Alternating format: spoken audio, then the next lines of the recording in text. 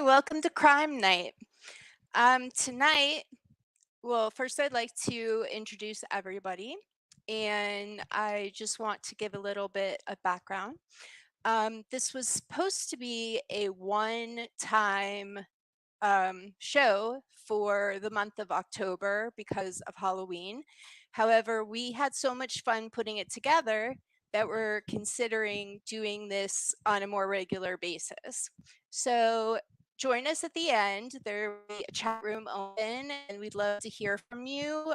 What works, what doesn't work, what you'd like to see more of, and also any questions that you have about what we're discussing. Tonight, we're just going to be discussing Manhattan. We're going to be discussing general timeline and setting the scene for the criminal activity in New York City during primarily the 1970s and the 1980s. I would like to welcome at this time my co-hosts, M. Farwell. Hi, welcome. Hi, Alana. Thanks And for having me. And Renee Yaworski. Hi, Renee. Hello. Hi. The three of us will be discussing different aspects of Manhattan during the night. And at the end, there will be time for discussion. So please save all of your questions until the last 15 minutes. And again, please join us in the chat room afterwards on the Crime Night group so that we can continue the discussion. I'd also like to take this moment to thank a few people that helped us. I'd like to thank Dennis DeFlumeri for the amazing poster that he created for us.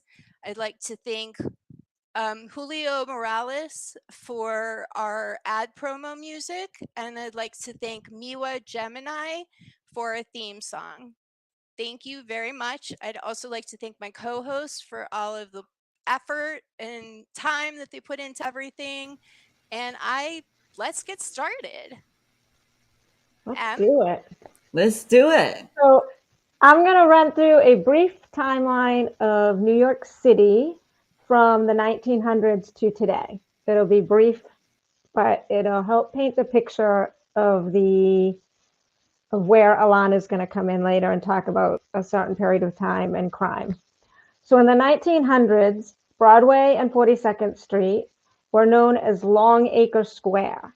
In 1903, the New York Times moved in and was building their building, and in 1904, it became Times Square because of New York Times.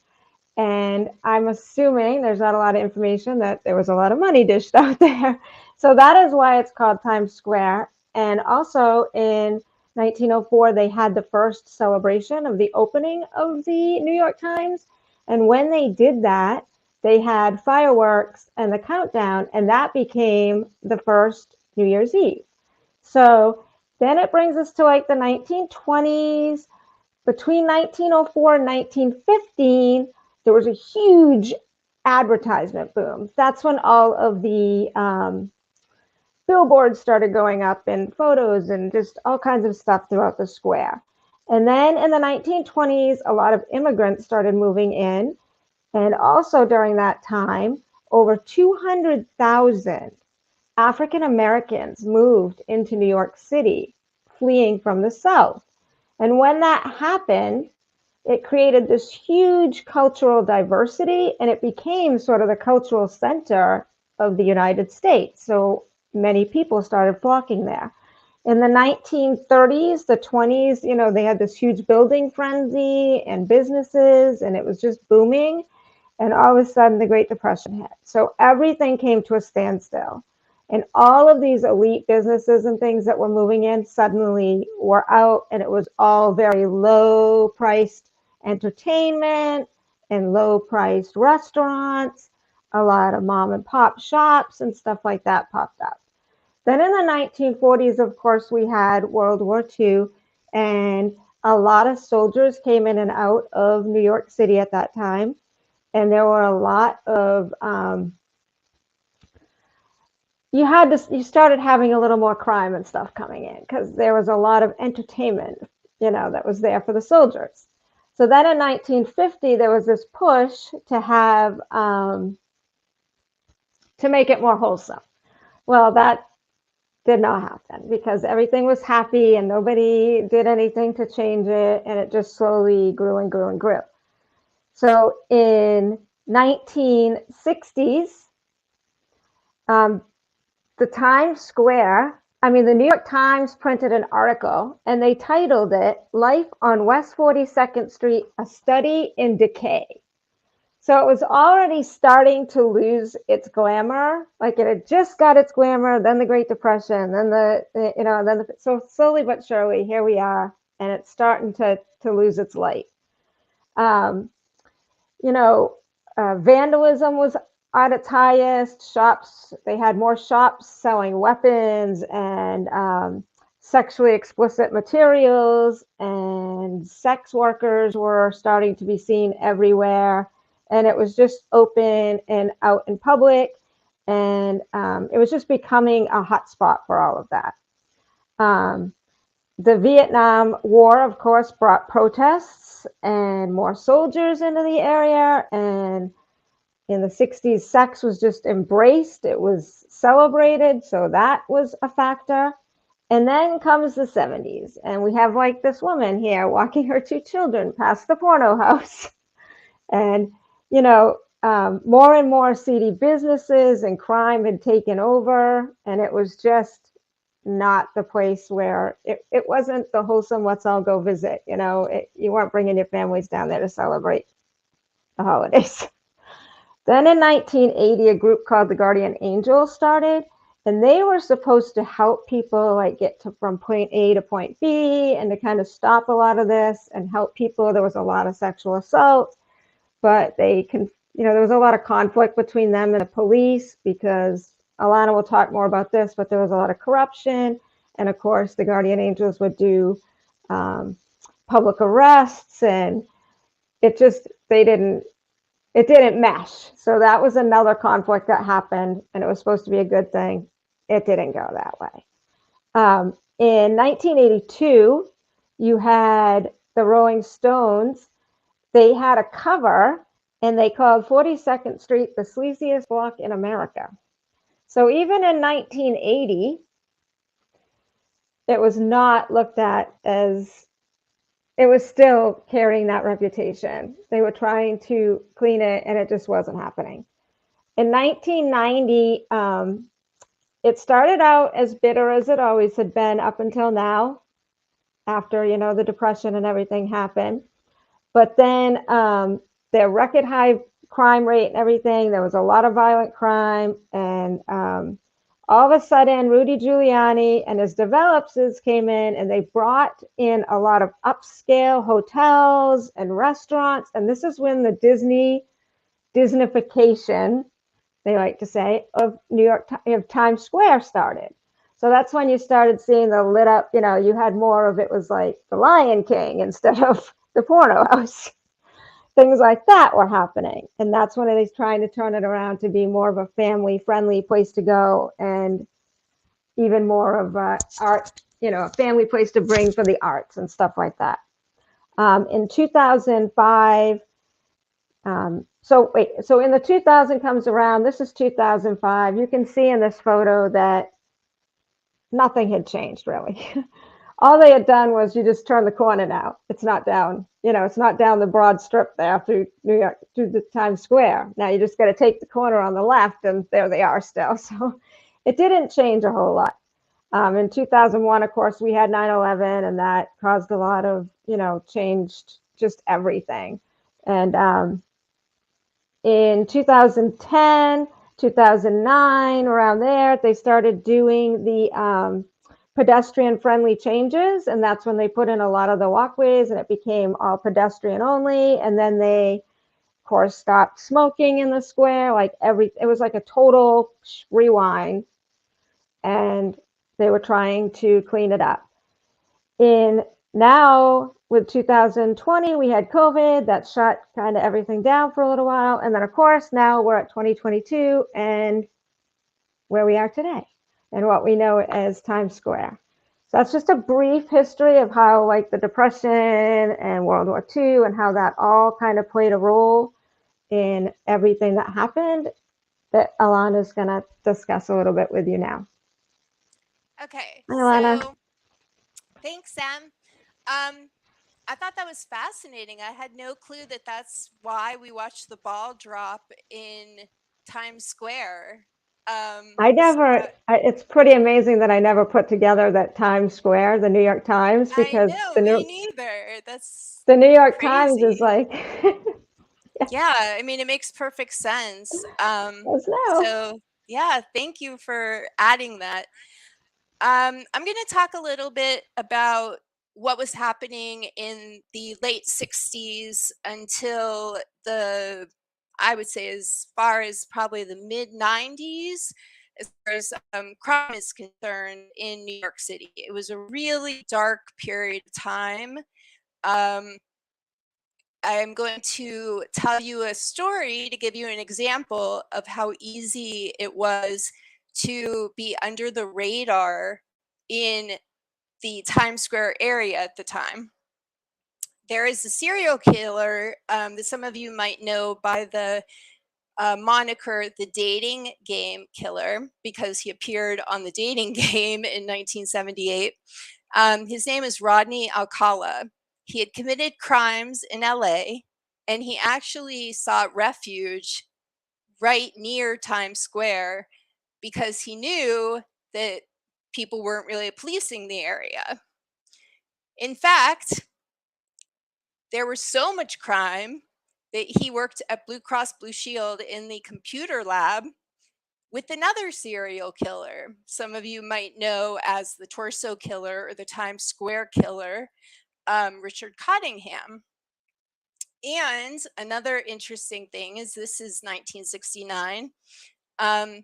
Alcala, under the name of John Berger, so Cottingham and Berger say that they never actually knew each other, but Berger was enrolled in NYU Film School and learned how to use a camera by Roman Polanski, whose victims at this moment, they found out totaled at least 5. So you can tell it was pretty difficult to go anywhere without bumping into somebody that was rather nefarious, and that people were hiding out in this area because they believed they would go undetected. And John Berger, Rodney Alcala, actually went undetected for a very long time living in this area. The other thing I wanted to talk about is how did it get this way? So one of the reasons why it got this way is because of mafia rule. The leading mafia houses at the time were the Gambino, the Genovese, the Lucchese, the Colombo, and the Bonanno. And they pretty much ruled all of New York City, especially, let's say, Times Square until the high one, I think 119 Street, I think is what they, the area that they were mostly in. And they were mostly just concerned with making money. So they helped run the porno industry. They took money from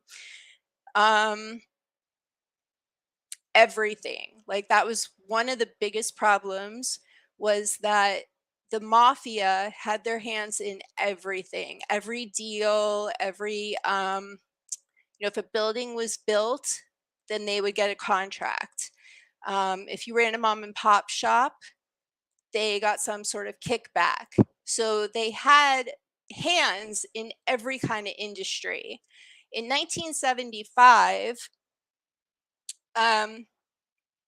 under Mayor Beam, the city was about to go bankrupt. So you already have an enormous amount of crime, and you have the mafia running everything. And the city is in such dire straits that they have no choice but to cut the police force. So nobody's really policing this area, and Times Square just gets very, it just gets worse and worse. The Broadway industry was very upset, especially because a lot of the actresses were complaining that on their way to work, they would get pulled into doorways and they never knew if they were going to make it to their job safely. So shows were starting to shut down, and that left room for more of the porno industry to move in. I just want to discuss a pertinent law with you, and that is the Racketeer Influenced and Corrupt Organization Act. It's part of the Organized Crime Control Act of 1970. So what this law is supposed to do, it's a federal law, and it provides extended criminal penalties and a civil cause of action for acts performed as part of an ongoing criminal organization. One of the biggest problems they were having at this time was that organized crime was so organized. So they would have a boss, and then they would have an underboss, they would have a number of captains, and then they would have their foot soldiers. And their foot soldiers were the people that actually went out and did the activities. And they would be the ones that would get picked up by the police. So when the police wanted to try to do something, they would bring in, they were called the wise guys, and they would be in jail for a little while and then they would leave. So this wasn't very helpful because the wise guys were fairly easily replaced. And it's the bosses of the family, the 5 major families, who were responsible for organizing these acts. Just want to say real quickly that the definition of racketeering is dishonest and fraudulent business dealings. So from what we can imagine about the mafia from culture, from movies, whatever, pretty much everything that the mafia was doing was a nefarious business dealing. So what this also did is that instead of just having to pick off, the lower people on the chain and put them in jail and then have it just keep circulating, it gave them a way to go after the bosses. So what needed to be proved to prove a RICO, RICO, remember Racketeer Influence and Corrupt Organizations Act, is you had to only prove that the defendant participated in at least 2 racketeering acts. So they knew and they completed as part of their role 2 fraudulent business acts. They also had to show that they knew that there was a conspiracy, and they had to show that they were aware that their role was a part of the larger picture, the larger conspiracy. So then we got into wiretapping. The U.S. Attorney General's office started, the FBI started going after the mafia.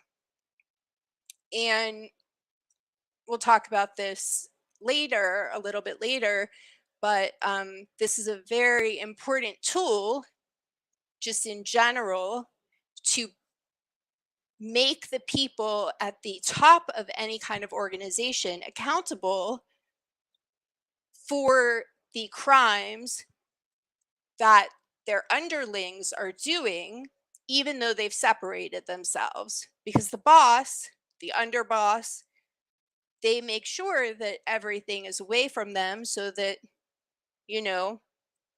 they can't get caught. So this allows the government to prove that they just knew what was going on, and then be charged with these crimes. So this is a very important law. This law went into effect in October of 1970. So all of the mafia reign was not helping the city. The Bronx was eternally on fire between the gangs that were torching places, vandalism, and landlords. They, they were in bad situation because they were losing money constantly. So they actually would torch their own places to get the insurance money to get out of what was going on. So, as you can tell, at this period of time, we're dealing with the mafia, we're dealing with people who are committing crimes either for pleasure, or because of financial gain, or because they just don't have a choice. It's so chaotic, and when everything is so chaotic, sometimes you're left to do things that add to the chaos. So I'm not giving anybody a pass, but at the same time, it was very, very difficult to not partake in some criminal activity at this time. And this went all the way through the early 90s. And as we saw from the photos, even as late as 2005, what ended up happening was that instead of shutting down the porno industry, a lot of it just got dispersed and ended up in other places in Manhattan. So now we're going to talk. Renee is going to discuss a little bit about our social justice angle. Renee? Thank you, Alana. And that was wonderful. And I just want to say that one of the things that Ilana said on the very first pitch meeting that we had about doing crime night was she said she is a criminal defense attorney. She is an attorney at law. And she is someone who is a professional who has been immersed and educated within this environment. And she said, I really want to make sure that victims are represented. And I really want to make sure that there's a social justice angle. In other words, there's an action part of this show. And so we really talked a lot about that, because it's not just about talking about crimes that happened or why crimes happened, but also about how to get and secure justice for victims of those crimes. So thank you, Alana. I just wanted to say that was Renee. Important to you. And we'll be bringing Alana back in just one moment to touch off of this. But just to remind everyone what had been talking about, these are the guardian angels. So around this time, and of course, we know the oldest profession is being a sex worker. This is not something that was created by New York City in the last several decades, but the existence of groups like the Guardian Angels is a testament to how this particular part of the world and country was particularly rife for was particularly plagued by an influx of violent crimes, particularly sex crimes. Now, most people who are familiar with some of the more famous criminals, Jack the Ripper, and then one of the ones that Alana mentioned earlier, and mentioned earlier as well, Netflix does have a series out. We're going to talk a little bit more about that later, but as an introduction, if you have seen the Netflix, special about the Times Square killer, that's who they're talking about, also called the Torso Killer. There's a lot that was going down in this exact nexus of the world with against sex workers, and starting with Jack the Ripper, by the way. A lot of people, when you think about crimes against sex workers, we do tend to think of Jack the Ripper in England, because that was a target for him. Why is it that sex workers are so frequently a target of violent crime? Well, the answer is pretty obvious. Many of them fly under the radar. Prostitution in this particular part of the world and right now is criminalized, which means that sex workers themselves don't feel like they can be advocates for themselves. They are an oppressed class, both by the law and often by their colleagues or people who are actively abducting them or abusing them. They don't have a lot of recourse. they don't have a lot of protections in place. The average age of a sex worker as of right now, when they start, is between the ages of 12 and 14. And particularly in New York State, New York City would be a big part of that. But even in upstate New York, we see one of the highest hotbeds of sexual trafficking and sex crimes because of the geographical and the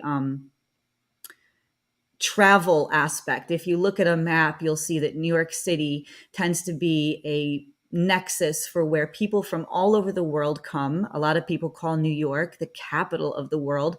It's a very diverse, enterprising, dynamic place. There are many different countries and ethnicities represented, which is fantastic. It also means that there's a lot going on where people are flying under the radar. So much is happening. Times Square, of course, as we saw from M's timeline, shows just how wild and crazy this place has been and can be. And also you have proximity to Canada. So international trafficking, and then to the rest of the United States and down into Mexico. So New York State has always been known as a hotbed of criminal activity. Of course, Alana talked about the mob and mafiosos and that type of thing as well, organized crime, and also gang violence and stuff like that. But what we're really seeing is one of the reasons why prostitutes find themselves so often on the other side of protections from the law is because of the fact that they are not protected by anything. They don't feel like they can just go like everybody else and say, this happened to me. A lot of them are trafficked against their wills. A lot of them suffer from Stockholm syndrome, where maybe a pimp initially abducted them or even brought them. We see a lot. I used to do a lot of immigration cases.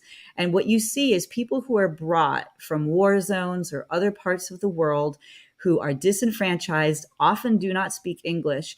They are taken by someone abroad who may or may not be American, brought into America, into New York, and are only here under the auspices of that group or that person. And many of these people are fleeing situations in their home country where literally it's more terrifying for them to return there.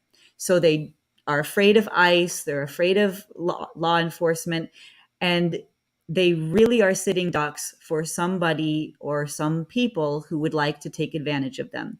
So that brings to us, I think some of this is kind of obvious, and I think people are aware of this. I did want to say, and Alana's going to talk a little bit more about this in just a minute, but people who tend to think of themselves as traditionalists or conservatives or even just morally very reserved, I do want to say that throughout time and space, many communities that were highly religious and highly conservative traditional societies throughout the world tended to legalize prostitution because they believed that having an organized center where sex workers could have some degree of protection was more ethical than allowing it to exist outside the bounds of law.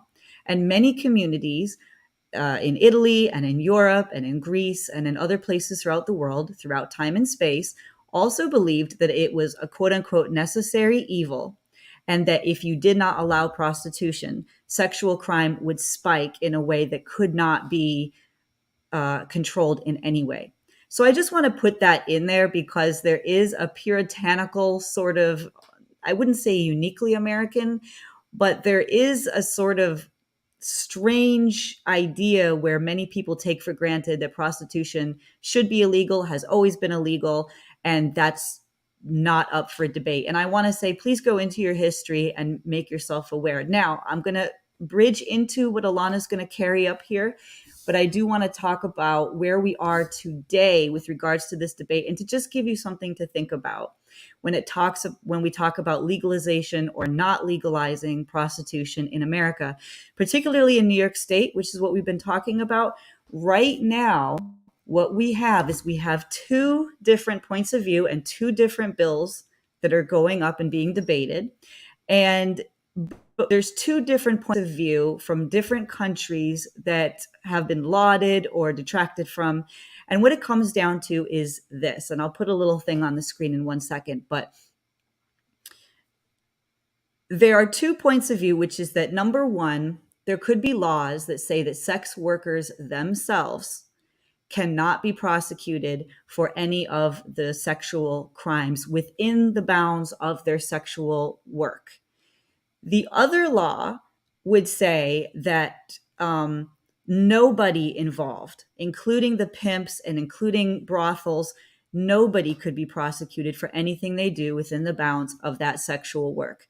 And right now in New York State, there is a big debate going on where people who are often very liberal tend to take one standpoint and sex workers themselves tend to take another standpoint. So I'm just going to put this up here and to show you where we are. This is from a few months ago, but this is where we still are.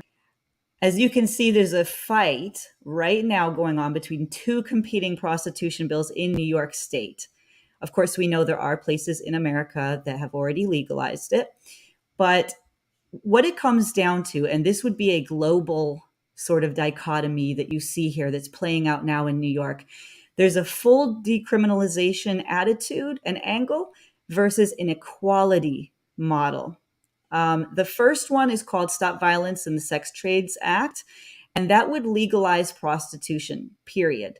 That is the bill in collaboration with Decrim New York. You can Google that. That's a coalition of organizations. And like you can see here on the screen, working to decriminalize, decarcerate, and destigmatize the sex trades in New York City and state, which is huge, by the way, because like I said, New York State has traditionally been a real nexus for these particular types of acts and crimes. What other people are saying is that this would be absolutely awful, that this would increase sexual trafficking that would target children in a very specific way. This bill has the potential to turn New York City into a global hub for sex tourism, human trafficking, and they're looking at other places. So for example, they're saying in the Netherlands, where it is legal for a man to purchase a woman for sex, there was a 300% increase in the number of children in the sex trade, 96 and 2001. Okay, so that's one point of view. That's the full decriminalization bill. The other one is an equality model. The equality model is a partial decriminalization bill. It ends the arrest and incarceration for survivors of prostitution, but not their exploiters. So this particular bill, and all equality bills, which are popular abroad as well, maintains laws against buying sex, pimping, sex tourism, and brothel owning. It facilitates exit from the sex trade by establishing trauma-informed services and exit strategies for those in prostitution. And they claim it also strengthens human trafficking laws. There's a particular loophole in New York State. And they talk about Jeffrey Epstein. You can Google all this, and we fully invite everybody to go and to do more of research and to come with your own opinions. But I did want to mention, because one of the points I'm trying to make here is that it's not as black and white, cut and dried as you might think about legalize, don't legalize, ethical, not ethical. These things, there are shades of gray here, and there's a lot of different permutations. So the equality model laws have already been implemented. Sweden, Norway, Iceland, Canada, which is right above New York. Remember, one of the reasons why we have an influx of trafficking right here. Ireland, Northern Ireland, France, Israel. This particular article is claiming that evidence suggests that the equality model lowers demand for prostitution. Sweden saw a 50% decrease in street prostitution and significant decline in the number of men purchasing sex within 2 years after the law. So I guess what I'm trying to really say here, and I'm going to bring Alana back on with her legal expertise and her specific expertise, to just say that please be aware, if you do live in a jurisdiction where these laws or bills are on the table, educate yourself and make sure that you're not just coming to assumptions in your own mind based on your own moral code, your own religion, your own upbringing. Really investigate the nuances behind these bills and what we're really trying to do and who we're trying to protect. And I think we all can agree that protecting victims from violent crime and violent abuse, particularly children, is always going to be an aim and a goal that we can all agree on. So I'm going to bring Ilana back on to take the ball here.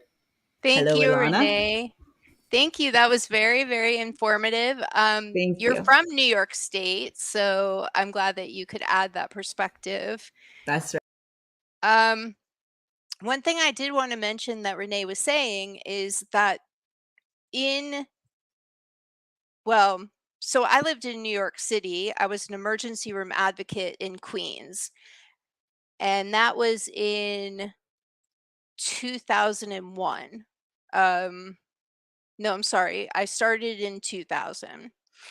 And basically what we did was we were on call one night a month. And if anybody went to the hospital at this time, then we met. If anybody was, a rape survivor or a domestic violence survivor, then we would get a phone call, and I was in charge of 3 hospitals, and I would meet them in the middle of the night and make sure that everything was done properly, because during that time there were a lot of rape kits that were not done properly, and so people couldn't seek criminal action against their rapists.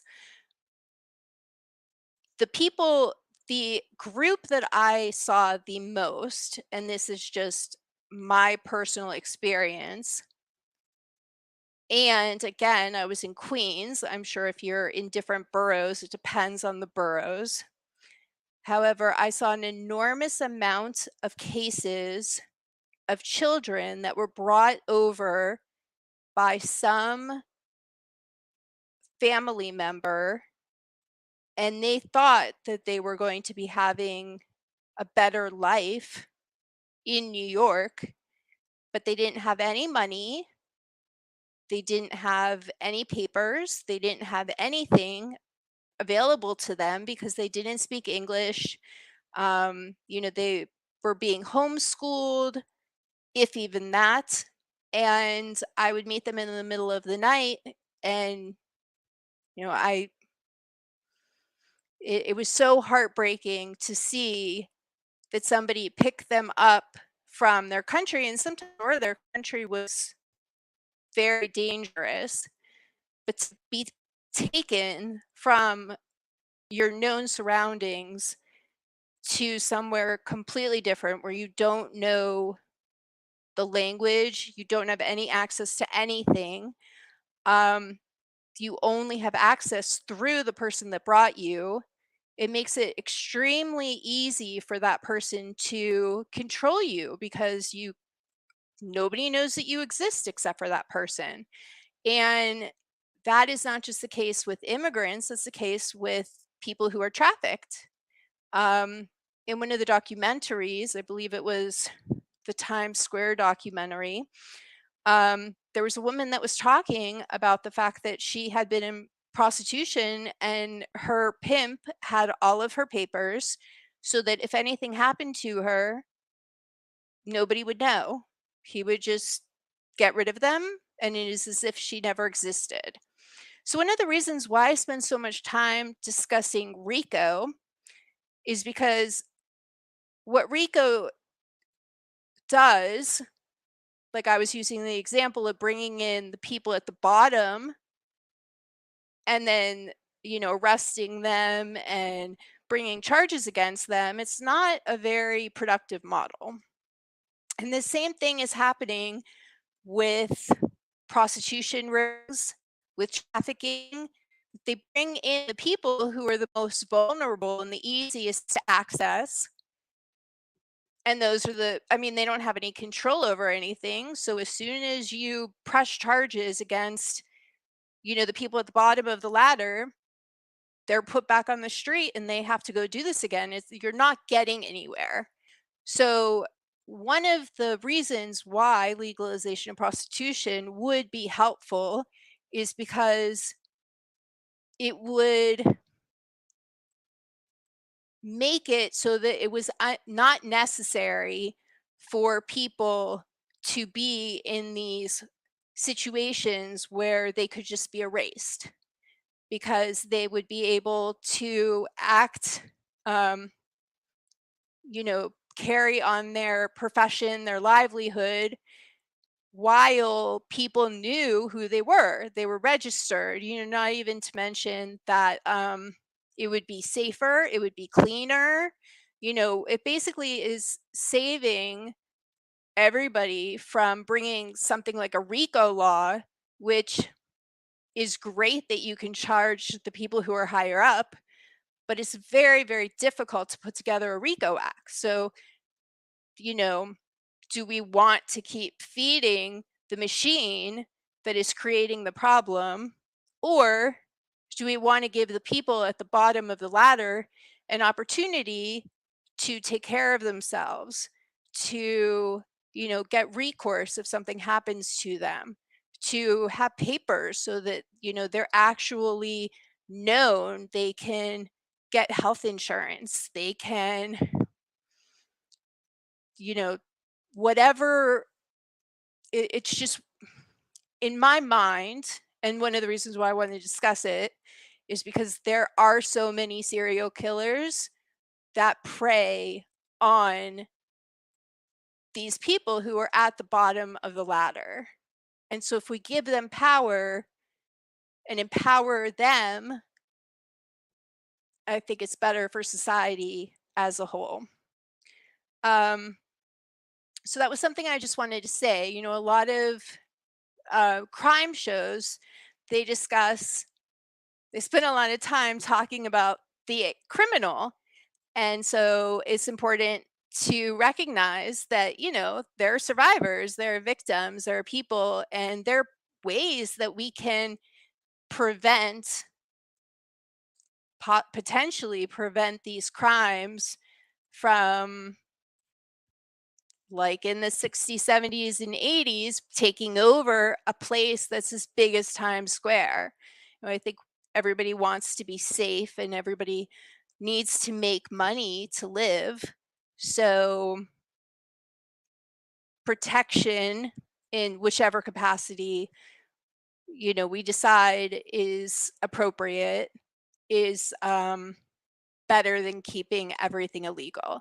And as Renee was saying, it is the oldest profession. So even during the gold rush in America, there were women who ran saloons and ran brothels so that they could go with the men who were spending all day, trying to find gold and digging things up, working hard. I mean, people are not ever going to stop having sex or needing to have sex. So taking control of it and making sure that people are safe is probably a better idea than to just keep doing something that we know is not working. So now we're just going to have a discussion between M and Renee and myself, and then we're going to open up so that you, all the viewers, can interject and, give us your opinion, tell us what you think. And, we welcome anything that you want to add to the discussion. So Renee, M. Thank you, Hi. Alana. Thank you so much. I did want to just add that that was really effective when you talked about not just immigrants, but people who are here. That's really a lot of the cases that I saw here in New York, with regards to somebody being in this country, feeling disenfranchised, maybe terrified of the situation, and being told by their captors things like, you cannot go to the cops, you will go to jail, they will kill you there, they will harass you there, your family will never be able to eat again. There are a lot of people that we have to just keep in mind who have no recourse. And so decriminalizing is a way, like Ilana said, these are things that are going to keep happening anyways. It's just about what we want to do to protect the weakest people who are adversely affected by these things. And so we're opening it up to everyone. Do you want to weigh in here? I just wanted to say one thing. Like Alana, I too worked in the ER, same thing with victims response team. And Alana and I spent a lot of time discussing this because she worked in the big city where I was working in New Hampshire ER and on the ambulance and in the emergency room at a hospital in Massachusetts outside of Boston. So I wasn't in, it's a big difference. We saw the same victimization as far as what happened to these women, but their circumstances that they came from was a lot different, right? So it's interesting to think of how when you're looking at legalizing, it's not the same everywhere, right? It's not going to be one solution. So here you don't have as much of, you usually can figure out who the victim is eventually, right? We very rarely do we have somebody that we have no identity on or cannot get an, especially in today's times. But in the big cities, that's where they're brought, right? They're not brought to little town in New Hampshire. You know, individually they can be, it does happen, but majority is so different. So when you're thinking about this stuff, you know, think outside the box, not just your, like, think of America, not just your town that you're living in, right? Exactly. Yeah. And I did see It's so comments, and we different. will go through the comments, but someone saying that they live in Arizona, and the proximity internationally to Mexico, Mhm. again, would be very similar to New York and Sure. Canada. You have a lot of international trafficking going on and also a lot of people who feel they don't speak the language, and they are trying to help their families who may be abroad, and they are terrified to go up against organized criminals and groups, and they feel, And and rightly so, that they have no advocates who are going to right. legally represent them or help And them. when we did have somebody, you know, like, I mean, we did get people that were brought here that were trafficked. Obviously, it does Mhm. happen, even individually. You know, there was one pretty big case that happened outside of Mass that was a young girl that had been kept, and she was pretty much the slave of the house, right? Like, she did everything from cleaning to sex. That was like, she was brought here for that. And, you know, her biggest thing was she was compliant. And why was she compliant? Because they had her sister too. Now, whether they had her sister or not, we may never know, right? Because it's just so convoluted, and the stories and what she was told and where they came from and where they were brought from, and she was here for over a decade, like, she wasn't very old. Mhm. So, you know, they'll find anything to hold over you. It's like Alana was saying about the woman in the documentary. He had her Mhm. papers. Well, did he have her papers, or was that what he used to hold over her? Right? They always have a way. There's always something. It's not just, well, why don't they just leave? That's just not. It's not that Yeah. cut and dry. Not that Yeah. cut and And dry. Yeah, it's, when I was a public defender, so like there's some talk in one of the documentaries about how with the women's rights movement, they started prosecuting the Johns who were frequenting the prostitutes in addition. And I have to say, I was in criminal law as an attorney, either as an intern or as a licensed attorney for almost a decade. And in that time, you know, I had like 3 Johns. They went to some class and that was it. And I had so many, I mean, I can't even tell you how many people I had that were picked up for prostitution. So many. And they almost all went to court. I mean, yeah. so in Pennsylvania, we have a magistrate, and you go to the magistrate and decide if you're going to be going to court. So the magistrate may or may not be an attorney or a judge. They could be whoever's elected. So then they decide if it goes into uh, common pleas court, which is criminal court. And none of the John cases went to criminal court. I never saw one. I mean, I'm sure there's one out there somewhere, but with all the clients that I've had, Right. I never saw one. And the prostitution, I must have seen hundreds, and most of them, the magistrates, they send it up to common pleas court. So not Well, and the other only, thing is, remember the as time far period, as like you're saying. court efficiency, I'm sorry, to cut you off. No, you're good. I was just saying, remember the timeline, like you were saying, of women's rights. This time period we're discussing, we're talking about the late 60s, early 80s, right? Roughly that time period. So look at what's still happening today.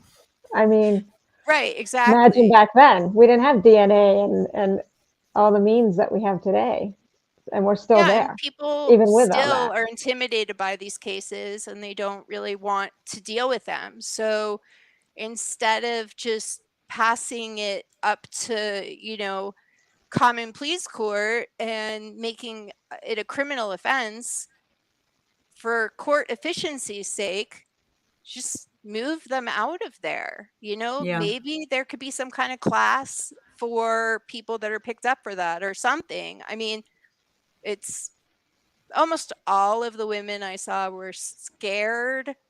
They didn't, They are victims it's just themselves. very Yeah, upsetting. when I was in Georgia, I did a lot of jail work just as ministry. This is before I even went to law school.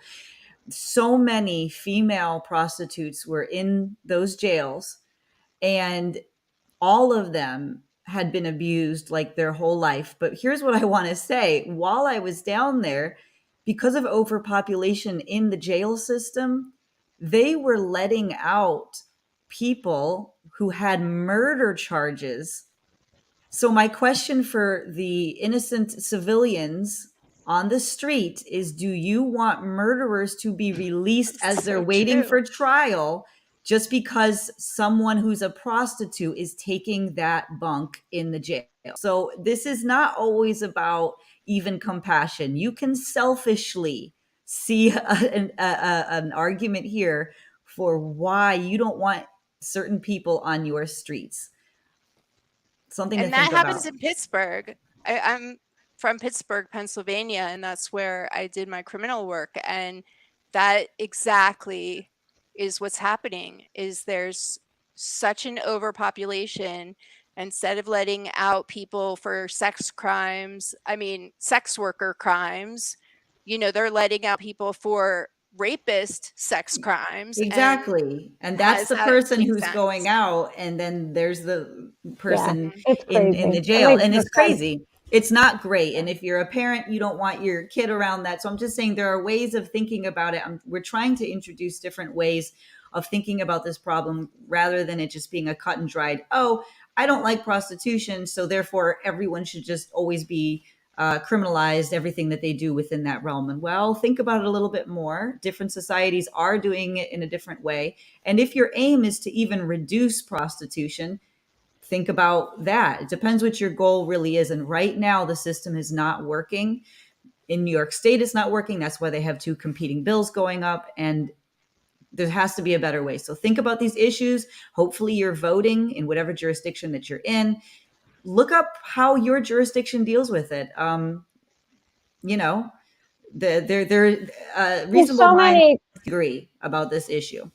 So maybe yeah, we should and open the discussion up at this point because it's Okay. 11. So let's yeah, open the yeah. discussion up a little and then we'll go to the crime night group and have our discussion over there. Okay, so Sarah Groover, she said it's not black and white. It's all a gray area that needs to be looked at. Totally get that. Absolutely, Sarah. Thank Absolutely, you. Sarah. Somebody else said people who have not been rehabilitated too, if you will, or non-complement, or maybe they meant non-compliant. Compliant. Compliant. Yep. And then someone say, yep, this is disgusting. Disgusting. Where's the rationale? That's when we were talking about letting murderers wait for their trial out Yeah, out on the street and it not makes sense. someone else. Someone said so sad. Here's exactly how many do get by with no conviction. And that would be for the Johns, Oh, Ilana, I think. And I'm how many sorry. slip through the cracks? How many slip through the Well, cracks? These think are the about the fact exploiters. Yeah. think about the fact when you're talking about that topic, which Alana can give you the law Mhm. answer, but in dealing with the victims and the survivors, and this goes for um, anywhere really. The sex workers have no money, right? I mean, that's why they're doing what they're doing. They don't have the money to go hire, to get themselves off. So here the Johns are giving lighter convictions, lighter sentences, lighter, just the whole process for them is lighter, right? Like slide on through. And then on top of that, they have money. Most of them can afford to defend themselves, to pay somebody to defend them So the if thing it that's goes that far. interesting is in Pittsburgh, and that's true because I represented indigent clients. So it is possible that I've seen so few Johns because they hired a private attorney. But just the system that I saw Definitely, was go take a John class. Like yeah, a retail theft, go take a retail theft class yeah. and then you're done. Like It that's makes no sense. what the prostitute is. That's not anything that is open, available for a There's so sex many worker. factors. I think is what it all comes down to. And like Sarah said, there's no black and white. It's going Mhm. to be different area to area. So that's why I say like reach outside of your box when Yep. you're researching. And, you know, just history says, things change. I mean, we have people in jail still on marijuana charges and it's legal, Well, and There's Yeah. people in Yeah. Maine in that's prison another Right. thing to now think about. Yeah, that's and, another thing to and think about it's is legal. quite honestly, you know, the legalization of prostitution could also cut back on drug crimes Yeah. because Nonviolent crimes as well.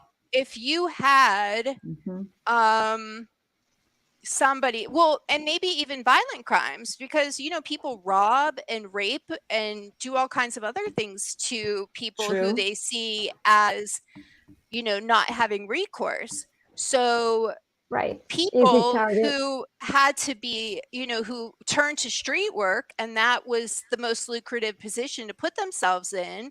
Because, I mean, honestly, some people do it to support their families. They do it Yeah. because they have Mhm. no other choice and because they're not making enough money in other industries. So you're going to work at Walmart for like $5 an hour, or you're going to do something that you don't necessarily want to do for, a couple $100 a night.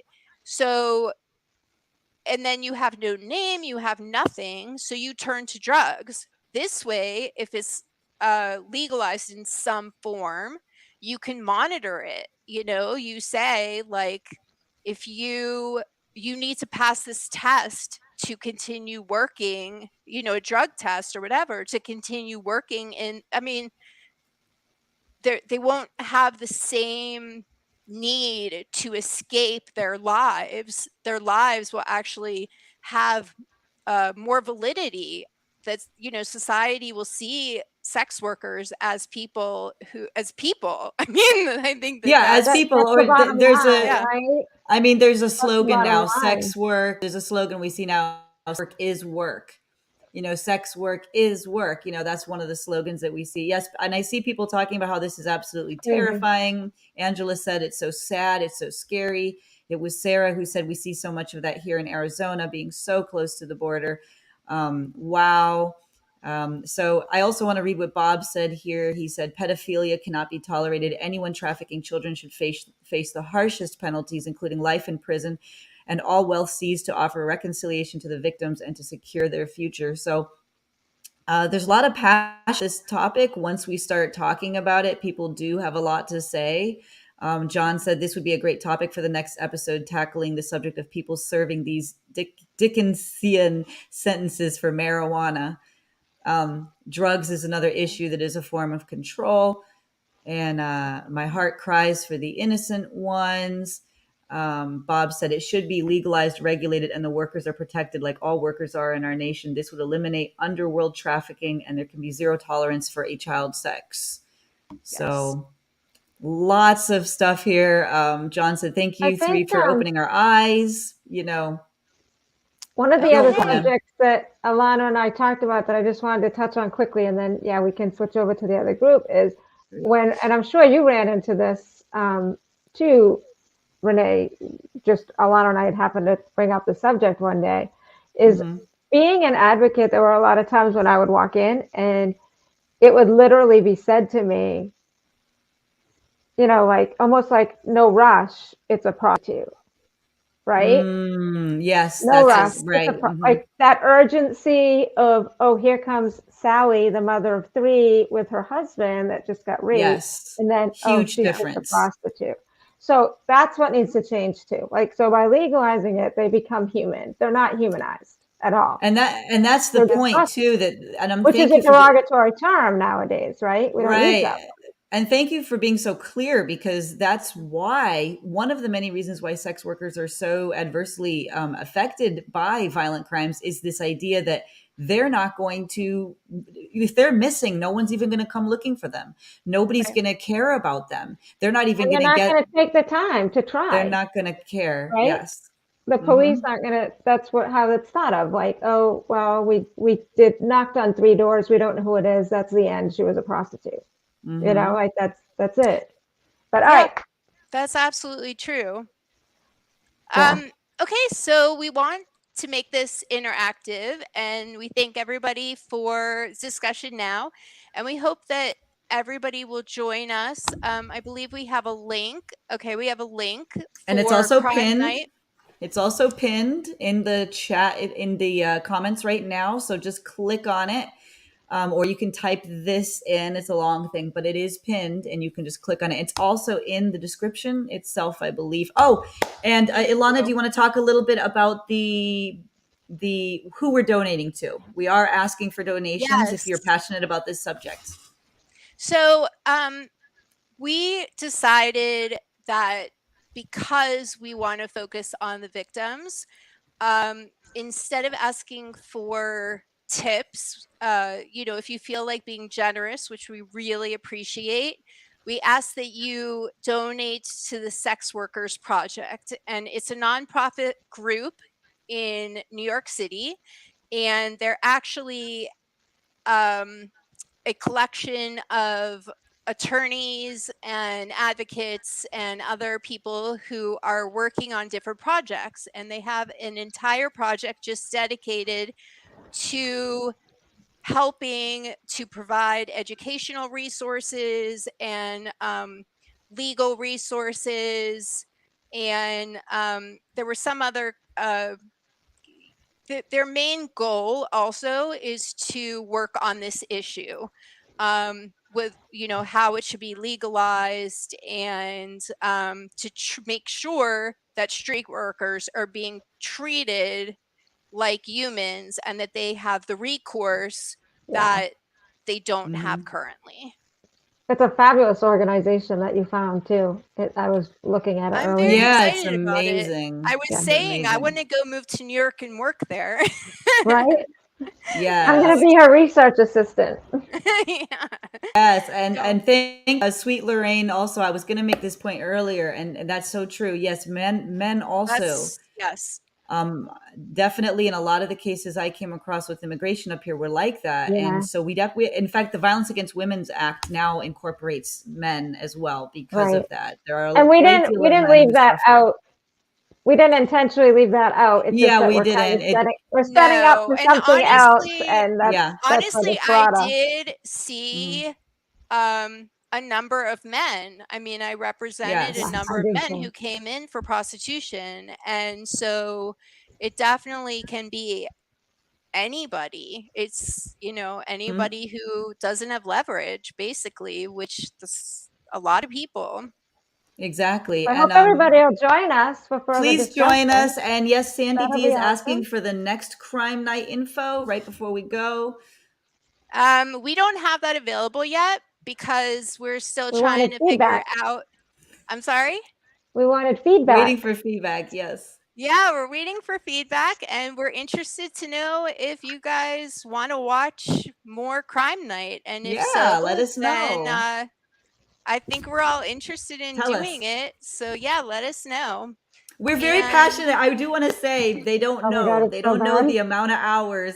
We're doing this for an hour and 7 minutes, but there's so many hours independently and together. Lots of late night pre-production calls.